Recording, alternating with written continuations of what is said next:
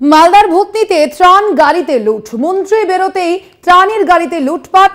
দুর্গতদের ভূতনির বন্যা পরিদর্শনে যান আজ ফিরহাদ হাকিম এবং নিরাপত্তার দায়িত্বে থাকা পুলিশকে উপেক্ষা করেই লুট। দেখতে পাচ্ছেন সেই ছবি।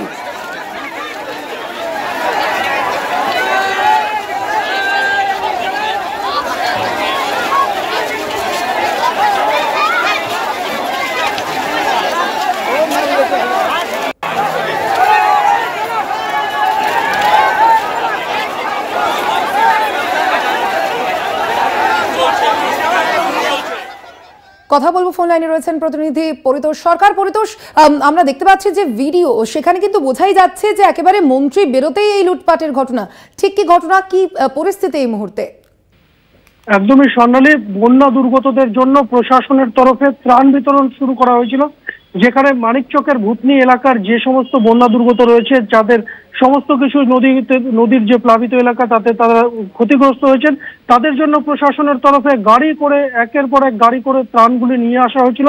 কিন্তু সেই ত্রাণ বিতরণ প্রক্রিয়া শুরু হতেই প্রথমে বিশৃঙ্খল পরিস্থিতি সৃষ্টি হয়। পুলিশ প্রশাসন যথারীতি চেষ্টা করলেও সেই পরিস্থিতি সামাল দেওয়া একেবারেই সম্ভব হয়নি। তারপর মানুষ একেবারে সে লুটপাটের পরিস্থিতির সৃষ্টি করে এবং একের পর এক ত্রাণ সামগ্রী লুটপাট হয়ে যায়। যে ছবি আমরা দেখাচ্ছি, সেখানে সমস্ত এলাকার যে সমস্ত বন্যা দুর্গত মানুষ, তারা এই ত্রাণ সামগ্রী লুটপাট চালায়। প্রশাসনিক আধিকারিক, পুলিশের কর্তারা যারা উপস্থিত ছিলেন, তারা সেই পরিস্থিতি সামাল দিতে একেবারেই